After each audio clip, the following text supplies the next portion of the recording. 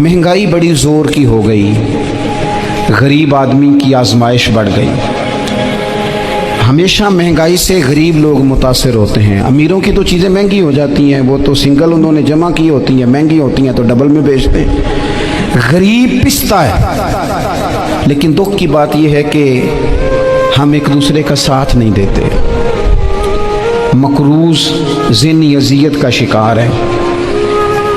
3 दिन है ना ईद के, तो एक जोड़े से भी गुजारे जा सकते हैं। हमने इस ईद पे कोशिश करनी है कि हमारी गली में, हमारे मोहल्ले में, हमारे दाएं बाएं थोड़ा सफ़र करें, बच्चों को देखें, सरकारी स्कूल से निकलते बच्चों को देखें, मसाजिद मदारस से निकलते बच्चों को देखें। हम ना एक एक दो दो का साथ दें। ये जितनी सियासी जमातें काम कर रही हैं, जिनकी हुकूमत थी, जिनकी है, पता नहीं कल किसकी आएगी। मैं तो ज़ाती तौर पर इनसे पूरा मायूस हूँ।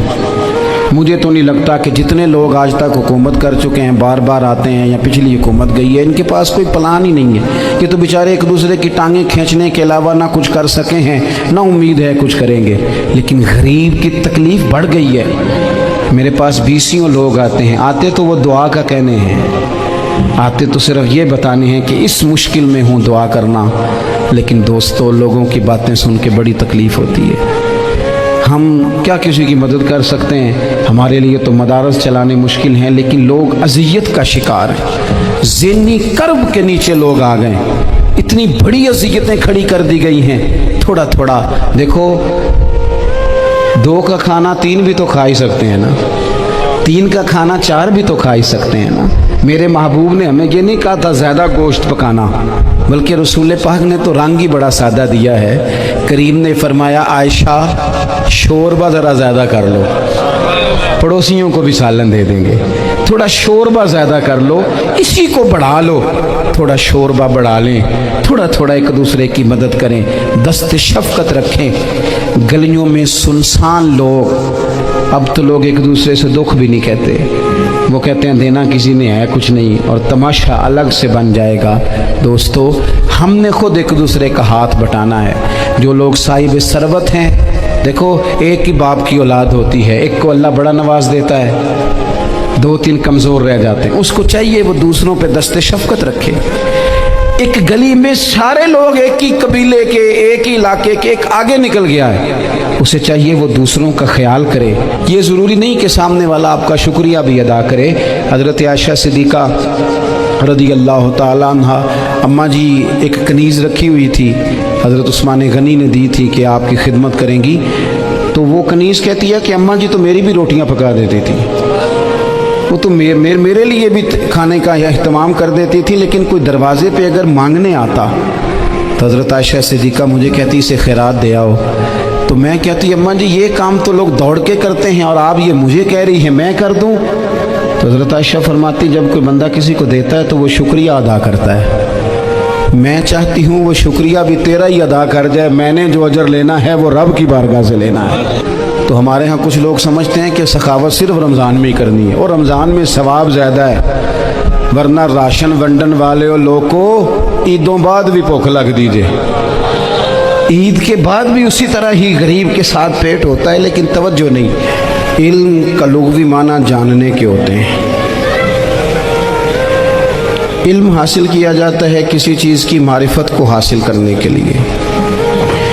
जब हम कोई इल्म हासिल करते हैं तो हम ये चाहते हैं कि हमें उस चीज़ के नफ़ा और नुकसान का पता चल जाए। और जब हम दीनी इल्म हासिल करते हैं तो उसका मकसद ये होता है कि हमें रज़ाइल और खसाइल इन दोनों की खबर हो जाए। खैर क्या है, शर क्या है, उसमें तमीज़ का मलका हमें नसीब हो जाए। अच्छाई और बुराई खुलकर हमारे सामने वाज़े हो जाए, ये मकसूद होता है इल्म से। इल्म से, तालीम से मकसद ज़्यादा बातें करना नहीं होता। एक आदमी बहुत ज़्यादा बातें करता है तो शायद बड़ा आलिम है, एक शख्स बहुत ज़्यादा गुफ्तगू करता है तो उसके पास मालूमात ज़्यादा, ऐसा नहीं। बल्कि हज़रत अब्दुल्ला इब्न मसूद रज़ी अल्लाह ताला अन्हु से जब किसी ने पूछा था कि बड़ा आलिम कौन होता है, तो आप फरमाने लगे जो रब से ज़्यादा डरे वो बड़ा आलिम है। اور دلیل انہوں نے یہ دی کہ اللہ کریم نے قرآن مجید میں فرمایا ہے کہ انما یخشی اللہ من عبادہ العلماء، اللہ کے بندوں میں سے جو عالم ہیں وہ رب سے ڈرتے ہیں۔ تو دینی تعلیم، اس کی معلومات حاصل کرنے کی کوشش کریں، صحیح کریں۔ قرآن مجید کی ایک آیہ کریمہ کا کچھ حصہ جو میں نے تلاوت کیا، اس میں اللہ کریم نے فرمایا اپنے محبوب سے، کہا وَقُلْ رَبِّ زِدْنِی عِلْمًا، اے محبوب آپ میری بارگاہ میں یہ دعا مانگیں، آپ یہ عرض کریں کہ اے رب میرے علم میں اضافہ کر دے، اے مالک میرے علم میں اضافہ کر دے۔ بہت ساری چیزیں ایسی ہوتی ہیں جن کی زیادتی ٹھیک نہیں ہوتی، وہ زیادہ ہو جائیں تو نقصان کرتی ہیں، لیکن علم ایک ایسی چیز ہے کہ جس کے بارے میں رب کریم نے کہا کہ محبوب آپ دعا مانگیں کہ آپ کو زیادہ علم دیا جائے۔ اور پھر علم ایک ایسی چیز ہے کہ کوئی بھی آدمی یہ دعویٰ نہ کرے کہ میں نے بڑا حاصل کر لیا ہے، میری اب تکمیل ہو گئی ہے، میں اب مکمل ہو گیا ہوں۔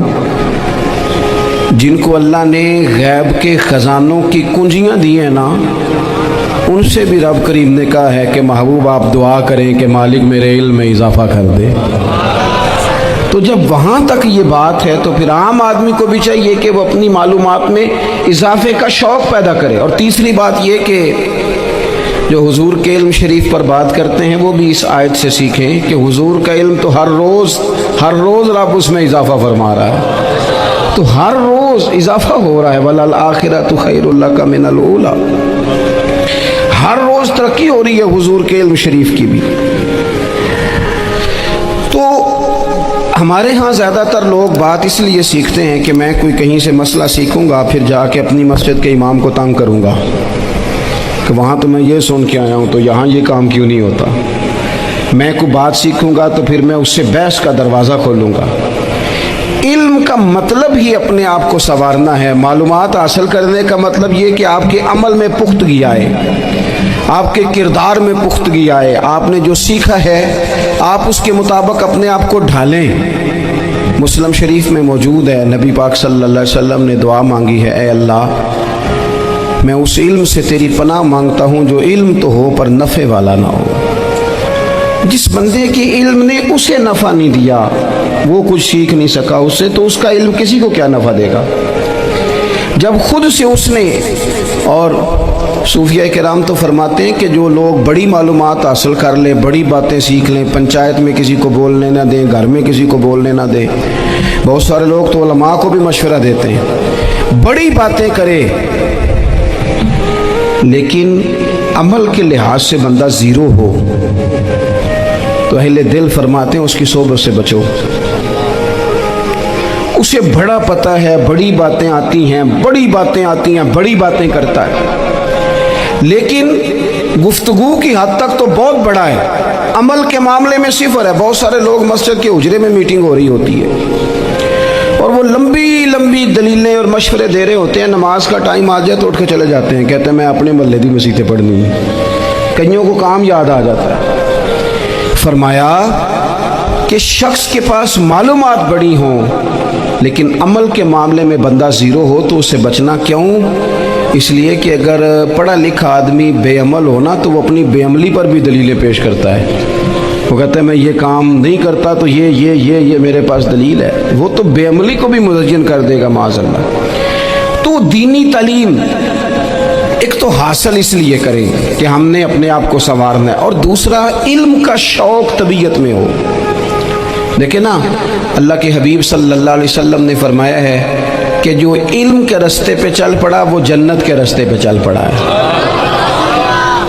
جمعوں میں، محفلوں میں کانوں کے ذائقے کے لیے نہ آئیں، اس لیے آئیں کہ میرے علم میں، میرے عمل میں یہ کوئی اضافے کی بات بنے گی، میں کوئی نصیحت حاصل کروں گا تو میرے دل کا زنگ اترے گا۔ ہمارے ہاں یہاں لوگ مزے کے لیے آتے ہیں اور آج کل لوگ فوٹو کے لیے آتے ہیں۔ ان دو کاموں سے نکل کر خالص اصلاح کی نیت سے علم کا شوق، ہمارے ہاں تیزی سے ایک حرکت کی گئی، علماء کا وقار خراب کیا گیا، اور لوگوں کو دینی علوم سے دور کیا گیا، اور اس میں بعض بیچارے واعظین اور خطباء نے بھی کردار ادا کیا جب جعلی پیر کی تعریفیں کھول کے کی، اور اسے پتہ نہیں کہاں تک یہ اسٹیج ہوتے ہیں نا، ان میں کوئی بندہ اچھا لگے بھی تو اس کے لیے دعا کرنی چاہیے، تعریفیں نہیں کرنی چاہیے۔ تعریفیں اس کا کوئی فائدہ نہیں ہے، اس بندے کو تو دعا کا فائدہ ہے، اگر آپ کو اچھا لگ رہا ہے تو اسے دعا دے، اس سے زیادہ کچھ نہیں کریں۔ اور ہمارے ہاں جناب وہ نقیب محفل بیچارے کی شامت آ جاتی ہے اگر تعریفیں تھوڑی کرے تو کہتے ہیں انہوں تو نام ہی نہیں لینا ہوں، تو بھائی اس کے نام لینے سے آپ کا قد اونچا ہوتا ہے۔ تو علم اور عالم ان دونوں چیزوں سے قوم کو دور کیا گیا، دینی تعلیمات کا فقدان ہے۔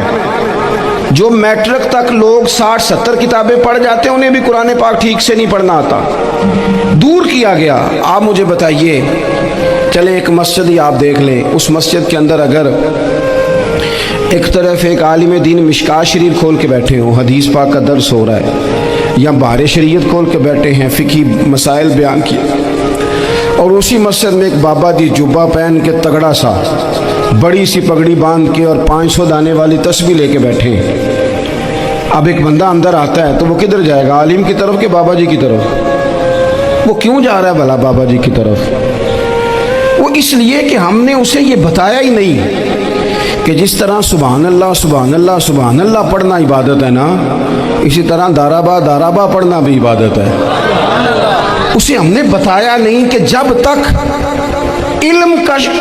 علم کے رستے میں رہنا بھی عبادت ہے، جب تک اسے یہ سمجھ نہیں نہ آئے گی کہ جس طرح وظائف کی کتاب پڑھنا عبادت ہے اسی طرح مشکات شریف پڑھنا بھی عبادت ہے، حدیث بخاری کا درس لینا بھی عبادت ہے، مسلم شریف کی احادیث پر اپنے اساتذہ سے بیٹھ کر دروس پانا بھی عبادت۔ جب تک یہ پورا مزاج دیکھیں نا، نبی پاک صلی اللہ علیہ وسلم نے فرمایا رات کی ایک گھڑی بھر دین سیکھ لینا ساری رات نفل پڑھنے سے بہتر ہے۔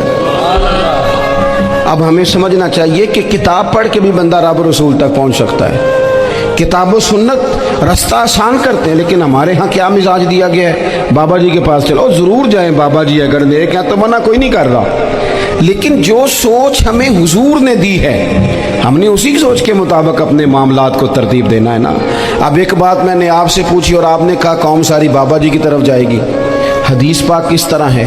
اللہ کے محبوب مسجد شریف میں تشریف لائے، دونوں جانب لوگوں کے حلقے بنے ہوئے ہیں، لوگ بیٹھے ہوئے ہیں، ایک حلقے میں لوگ اللہ کی یاد کر رہے ہیں، ذکر ہو رہا ہے، ایک حلقے میں بیٹھ کے ایک عالم کتاب و سنت کا درس دے رہے ہیں، ایک صحابی اور باقی سن رہے ہیں۔ خاص توجہ کریں نوجوان میری بات پر، رسول کریم صلی اللہ علیہ وسلم دونوں کے بیچ کھڑے ہو گئے اور کریم نے فرمایا دونوں محفلیں خیر کی ہیں، دونوں ہی حلقے خیر کے ہیں۔ اور پھر حضور فرمانے لگے مجھے چونکہ رب نے استاد بنا کے بھیجا ہے، میں چونکہ معلم بن کے آیا ہوں، یتلو علیکم آیاتنا ویزکیکم، میں چونکہ کتاب و سنت کی تعلیم کے لیے آیا ہوں۔ یہ لفظ کہتے کہتے حضور اس جماعت میں بیٹھ گئے جو دین پڑھ اور پڑھا رہی تھی، حضور وہاں بیٹھے جہاں بات دین کی ہو رہی، جہاں لوگوں کو اللہ رسول کی بات بتائی جا رہی۔ تو جمعے میں وقت پہ آئیں، اپنی دینی معلومات مضبوط کریں اور اپنے لیے مضبوط کریں۔ میں آپ کو بڑے درد سے یہ بات عرض کرتا ہوں، اگر دن میں 100 لوگ مسئلہ پوچھتے ہیں نا شریعت کا، تو ان میں 95 لوگ وہ ہوتے ہیں جو طلاق کا مسئلہ پوچھتے ہیں۔ والد صاحب نے، بیٹی کے والد صاحب نے 2 مہینے پہلے آرڈر دیا ہوتا ہے فرنیچر کا، بیٹے کی شادی ہو تو مہینہ پہلے شیروانی والے کو بھی کہنا پڑتا ہے، گاڑیاں بک کرانی پڑتی ہیں، میرج ہال بک، یہ سارے لوازمات ہم کرتے ہیں، سارا کچھ کیا، گاڑی سے گھر بسنا ہے، میرج ہال سے بسنا ہے، فرنیچر سے بسنا ہے، ہم نے سارا کچھ ان کو بتایا، لیکن کاش 2 گھنٹے بچی کسی معلمہ کے پاس جاتی، بچہ کسی استاد کے پاس جاتا، نکاح طلاق کے مسئلے بھی سیکھتے۔ میں دعوے سے کہتا ہوں اگر ہمیں پتہ چل جائے کہ 3 طلاقیں اکٹھی نہیں دینی چاہیے، کیونکہ دے دیں تو ہو جاتی ہیں، اگر ہمیں سمجھ آ جائے کہ نہیں دینی چاہیے، یہ مسئلہ بیان ہو، اور یہ والے مسئلے محفلوں میں بھی نہیں بیان کر سکتے، اس لیے کہ لوگ کہیں گے مسئلہ تو وہ بیان کریں گے جس پہ نعرے لگیں گے، آپ قوم کو یہ کیا بتا رہے ہیں؟ یہ تو چھوٹا عالم بتاتا ہے معاذ اللہ اس طرح کی باتیں، تو بڑی بڑی کوئی نقطے کی بات بتائیں۔ وہ جس طرح ہمارے ہاں وہ 1 گھنٹہ پہلے نہیں کہتے تگڑے ہو جو میں جملہ دینے لگا، وہ پتہ نہیں جملہ آ رہا ہے کہ ایٹم بم آ رہا ہے، تیار ہو جاؤ جو میرا جملہ ضائع نہ کرنا، ادھر بھاگ کے چلا گیا ادھر بھاگ کے آ جاؤ، اللہ جانے وہ جس طرح کبھی لگتا ہے نا پٹاری سے، اللہ جانے کیا نکلے گا، میں جملہ دینے لگا ہوں۔ تو میں کہتا ہوں تو آرام سے بیٹھ کے بھی جملہ دے دے، تیرے جملے سے کیا نکلے گا؟ اور تو جملہ نہ دے، ہمیں کوئی آیت دے، تو جملہ چھوڑ ہمیں کوئی حدیث پاک سنا۔ یعنی ہر نقیب، ہر خطیب، ہر نعت خواہ اٹھ کے کہتا ہے سارا قرآن ہی حضور کی تعریف ہے۔ اور بھئی اگر سارا قرآن حضور کی تعریف ہے تو چند آیتیں پڑھ دے پھر تو بھی، تو نے پڑھی تو ایک بھی نہیں اور تو کہتا جا رہا ہے سارا قرآن ہی حضور کی تعریف ہے۔ یہ والی تعریف بھی تو سنانا قوم کو، جو یہ بچے ان کے استاد انہیں سکھا رہے ہیں اور یہ سیکھ رہے ہیں، اس طرف بھی تو سفر کریں۔ تو میرے عزیز، اگر لوگوں کو مسائل کا پتہ چلے تو سینکڑوں گھر بچ جائیں تباہ ہونے سے، بڑے بڑے گھر بچ جائیں، لیکن مسائل نہیں آتے۔ میرے پاس مسئلہ پوچھنے کے لیے کچھ لوگ آ گئے، تو 4-5 سال کا بچہ بھی تھا جس کے والد نے غصے میں اپنی بیوی کو 3 طلاقیں دی تھی، تو چھوٹا سا بچہ، کپڑے بھی پھٹے پرانے، اور حالت بتا رہی تھی کہ غریبی ہے۔ تو جب میں نے مسئلہ بتایا کہ 3 طلاقیں ہو گئی ہیں تو واپس جانے لگے، تو بچہ مجھ سے کہتا ہے، دیہاتی آدمی تھا، کہنے لگا مولوی صاحب میری اماں تے نانی کہنی اسن پوچھ کے آئی آپ کہ ہن اسی لہدا ہی رہنا ہے۔ تو اس بچے کی نونہال کی وہ کیفیت دیکھی تو میں رو پڑا۔ میں نے کہا یار یہ بچہ بیچارہ ماں باپ کے ہوتے ہوئے یہ یتیموں جیسی زندگی گزارے گا کیونکہ باپ نے طلاق دے دی۔ کس طرح مسائل نہیں بتائے لوگوں کو، تعلیم سے آگاہی نہیں کیا، اور اس میں بہت بڑا ظلم ہے ان لوگوں کا بھی جو جنازے پہ کھڑے ہو کے تو کہہ دیتے ہیں، میری طرح کے لوگ اچھے علماء کی بات نہیں کرتا، وہ کہہ دیتے ہیں دیکھو جن لوگوں کو جنازہ نہیں آتا، بھئی آپ نے کس دن عشاء کے بعد کلاس لگائی تھی جنازہ سکھانے کی؟ یہ تو آپ نے کہہ دیا لوگوں کو قرآن جی ٹھیک نہیں آتا، تو یہاں تو بیچاری بیویاں جن کو صحیح پڑھنا نہیں آتا وہ مشن بنا لیتی ہیں کہ میں نے اتنے 100 کو قرآن پاک پڑھانا ہے، بیوہ ہو گئی ہوں، طلاق یافتہ ہو گئی ہوں، ساری زندگی قرآن پڑھاؤں گی۔ ہم کیوں یہ مشن نہیں بناتے؟ کیوں اس طرف سفر نہیں کرتے؟ ایک تو دینی معلومات میں، دینی علوم میں اپنے آپ کو لگائیں اور ذوق پیدا کریں کہ جو چیزیں مجھے نہیں آتی میں نے وہ سیکھنی ہے، جو معاملات مجھے نہیں آتے میں نے ان کی طرف سفر کرنا ہے۔ ایک تو اپنا یہ مزاج بنائیں، اور جب آپ دینی علوم سیکھتے ہیں تو پتہ ہے کون سا منظر قائم ہوتا ہے؟ منظر وہ بنتا ہے کہ حضرت ابو ہریرہ بھی دین سیکھا کرتے تھے، حضرت عبداللہ ابن عمر بھی اصحاب صفہ میں رہا کرتے تھے، حضرت انس بن مالک بھی رہا کرتے تھے، اور ایسا منظر بنتا ہے کہ حضرت سیدہ خدیجہ الکبریٰ رضی اللہ تعالیٰ عنہ فرماتی ہیں سیدہ فاطمہ حضور کی گود میں بیٹھی ہوتی تھی اور نبی پاک سے باتیں پوچھتی تھی اور حضور انہیں بتا رہے ہوتے تھے۔ سیدہ عائشہ حضور سے دین کی باتیں پوچھتی۔ چوتھا حصہ ہماری فقہ کے اصول حضرت فاطمہ کی، حضرت عائشہ صدیقہ کی مرویات پر مبنی ہیں۔ اگر ہماری بچیاں چھوڑ دیں ڈائجسٹ پڑھنا، چھوڑ دیں ادھر ادھر کی مووی دیکھنا، اور وہ کتاب و سنت پر آ جائیں تو بہت سارے مسائل ایسے ہیں جو الجھنے سے پہلے ہی سلجھے ہوئے ہوں۔ دینی تعلیم کا مزاج اور ذوق۔ اور دوسری آیت کریمہ میں نے تلاوت کی، اللہ کریم نے قرآن مجید میں فرمایا یا ایھا الذین آمنوا قوا انفسکم واہلیکم نارا، اے ایمان والو خود بھی دوزخ کی آگ سے بچو اور اپنے گھر والوں کو بھی بچاؤ۔ او والد، وہ ماں جو بچوں کو بھوک سے بچانے کے لیے محنت کرتی ہے، ان کو مایوسی سے بہت سارے ماں باپ ایسے ہوتے ہیں جن کے پاس کپڑے لینے کے پیسے نہیں ہوتے عید پہ۔ کیوں؟ اذان شروع ہوگی جی۔ عزیز بھائی، جس طرح ہم اپنے بچوں کو دیکھیں، بہت سارے ماں باپ کے پاس گنجائش نہیں ہوتی، لیکن اس نیت سے کہ بچوں کے دل ٹوٹ جائیں گے، عید پہ کیسے گزارا کریں گے، مشکل سے بھی کپڑے خرید کے دیتے۔ اس طرح ہم اپنے بچوں کو بھوک سے، پیاس سے، مایوسی سے بچاتے ہیں۔ اس طرح ہمارے رب نے ہمارے ذمے لگایا ہے کہ تم اپنے بچوں کو کوشش کرو دوزخ کی آگ سے بچانے کی۔ حضرت عمر فاروق رضی اللہ تعالیٰ عنہ نے عرض کیا تھا یا رسول اللہ صلی اللہ تعالیٰ علیہ وسلم، اس آیہ کریمہ کا معنی کیا ہے؟ تو محبوب کریم علیہ السلام نے فرمایا عمر جن چیزوں کا اللہ تمہیں حکم دیتا ہے تم اپنے گھر والوں کو ان چیزوں کا حکم دو، جن چیزوں سے رب رسول تمہیں منع کرتے ہیں اپنے گھر والوں کو ان سے روکو، اپنے گھر کے اندر نفاذ دین کرنے کی کوشش کرو۔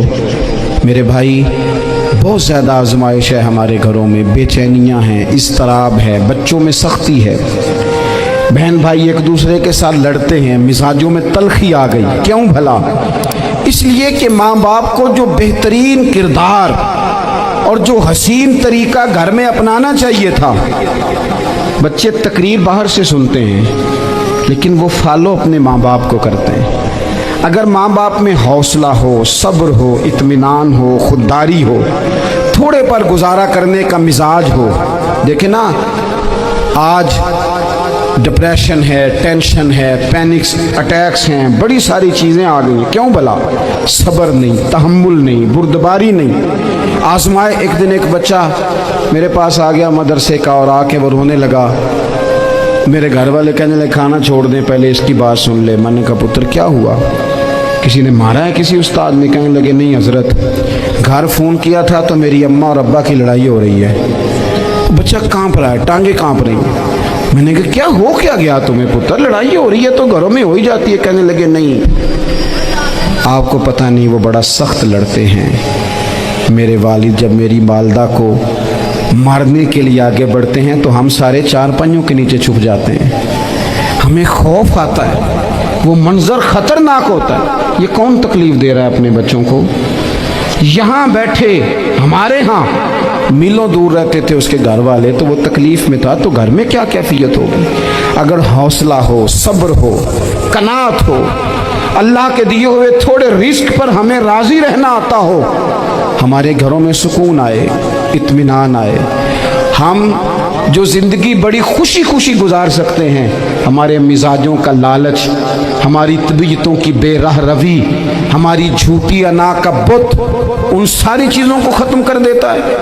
اپنی زندگی کے اندر اگر ہم وہ کردار اپنے بچوں کو دیں جس کردار میں موبائل بھی ہو، جس میں گاڑی بھی ہو، جس میں پیسے بھی لا کے ابا دراز میں رکھتا ہو، لیکن والد کا گھر میں مصلی بھی موجود ہو، اس کی کوئی تسبیح بھی ہو، وہ یہ بھی کہتا ہو کہ خدا نے اپنے فضل سے آج 5,000 دیا ہے تو اس میں 1,000 غریبوں کا بھی ہے، اس میں تھوڑا سا میں نے اللہ کی رضا کے لیے بھی رکھا ہے۔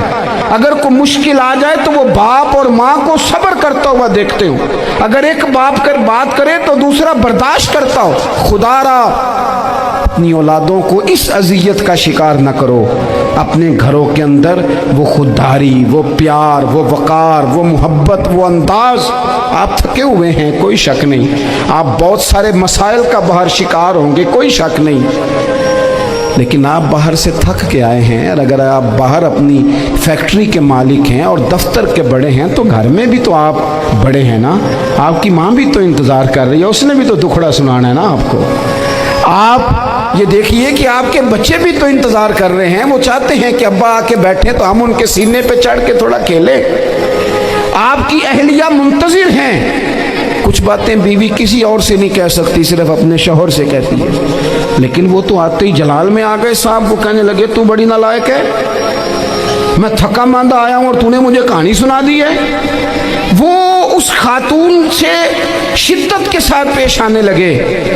میرے رسول پاک کی حیات نور کو دیکھو، حضرت ام ایمن حضور کی رضائی والدہ ہیں، ان کی بھی خدمت ہو رہی ہے، حضرت حلیمہ سعدی آ رہی ہیں تو خدمت ہو رہی ہے، حضرت عباس حضور کے چچا ہیں تو کریم فرماتے ہیں میرے چچا ہیں باپ کی جگہ پہ، حضور دوست احباب صحابہ غلاموں سب کے ساتھ پیار کر رہے ہیں، 9 ازواج مطہرات ہیں گھر کے اندر، اور کیفیت یہ ہے کہ حضور صرف ان کی ضرورتوں کا ہی خیال نہیں کرتے، خواہشات کا ہی خیال نہیں کرتے، بلکہ میرے کریم کا طریقہ یہ ہے کہ کوئی بندہ آج بول کیا رہا ہے، وہ کہاں کھڑا ہے آج، اس کے جملے کس طرح کے ہیں، اس کا لہجہ کس طرح کا ہو گیا ہے اور اسے ٹھیک کیسے کرنا ہے، محبوب اس کا خیال فرماتے، توجہ کرتے۔ میں کہتا ہوں کہ ہم سب کو شوق آیا ہے آرام کرنے کا۔ میں صبح 11 بجے سے پہلے اپنے گھر سے نکل آیا تھا، اور یہ وقت آ گیا ہے اور رات کو خدا جانے کس وقت گھر پہنچنا ہے۔ کئی دفعہ کیفیت یہ ہوتی ہے کہ گاڑی سے اترتے ہیں تو پھر دل کرتا ہے کہ کوئی اٹھا کے چلائے نہ کبھی۔ اس کے باوجود بہت سارے لوگ ناراض رہتے ہیں کہ ہم سے مل کے نہیں گئے، فوٹو نہیں کھنچوا کے گئے، فلانی جگہ چائے نہیں پی کے گئے۔ یہ تسلسل ہے، لیکن میں جتنا مرضی تھکا ماندہ گھر جاؤں گا نا، کبھی ایسا نہیں ہوا کہ میں گھر جاؤں تو بڑی ٹینشن میں جاؤں۔ میری گھر والی ایک دن مجھ سے کہنے لگی آپ نے کبھی نہیں کہا کہ میں تھکا ہوا ہے، بندہ تھک بھی تو جاتا ہی ہے نا، کبھی کہاں کرے نا۔ میں نے اسے کہا پتہ کیوں نہیں کہتا؟ اس لیے نہیں کہتا کہ میں نہیں چاہتا کہ میرے بچے یہ کہیں کہ ہم نے دین نہیں پڑھنا، ہمارا باپ تو بڑی مشکل میں ہے۔ ہم اپنے کام کے بارے میں اپنے گھر میں شکوے کرتے ہیں۔ آپ کسی بچے سے پوچھ لیں کون سا کام کرنا ہے، کہ اندر جڑا ابا جی کر دے رہے ہیں وہ نہیں کرنا۔ کیوں؟ کہ ابا جی ہر روز تو کہتے ہیں میں بڑا الجھ گیا ہوں، یہ کام بڑا مشکل ہے۔ میں چاہتا ہوں کہ میں اپنے بچوں کو یہ بتاؤں کہ پتر میں تو جدھر جاتا ہوں پھول ہی پھول ہیں، میں تو جدھر سے گزرتا ہوں محبت ہی محبت ہے، میں تو جدھر سے دیکھتا ہوں دعائیں ہی ملتی ہیں، تاکہ ان کا شوق پیدا ہو۔ میرے عزیز، آپ تھوڑا سا دل بڑا کریں۔ اگر آپ ایک کی وجہ سے پورا گھر سکون میں آ جاتا ہے تو آپ دل بڑا کیوں نہیں کرتے؟ جگہ ڈھونڈتے ہیں بس مجھے کوئی تنگ نہ کرے، کوئی میری باپ ماں بدولت کو کوئی پریشان نہ کرے۔ بخاری شریف سنیے، حضرت عائشہ صدیقہ رضی اللہ تعالیٰ عنہ بیٹھی ہیں، حضور فرمانے لگے عائشہ آج ایک بات نہ بتاؤں تمہیں؟ یا رسول اللہ بتائیے۔ حضور فرمانے لگے جب تم مجھ سے ناراض ہوتی ہو تب بھی مجھے پتہ چل جاتا ہے، اور جب راضی ہوتی ہو پھر بھی پتہ چل جاتا ہے۔ تو حضرت سید عائشہ صدیقہ بات سن کے بڑی خوش ہوئیں، یا رسول اللہ وہ کیسے؟ حضور فرمانے لگے کبھی کبھی تم قسم اٹھاتی ہو۔ یا رسول اللہ ہاں۔ فرمایا جب ہوتی ہو نا راضی، خوش، تو پھر کہتی ہو مجھے رب محمد کی قسم صلی اللہ علیہ وسلم، پھر تم میرے نام کے ساتھ رب کریم کا نام ملا کے قسم اٹھاتی ہو، رب محمد کی قسم۔ یا رسول اللہ بالکل ایسے ہی ہے۔ اور فرمایا جب تمہارے دل میں کوئی بات ہوتی ہے نا تو پھر تم کہتی ہو مجھے رب ابراہیم علیہ السلام کی قسم، پھر تم رب محمد نہیں کہتی۔ یہ بخاری مسلم میں موجود ہے۔ حضرت عائشہ صدیقہ نے تو بات سنی تو کھل گئی طبیعت، کہنے لگی کریم صدقے جاؤں یہاں تک خیال فرماتے ہو؟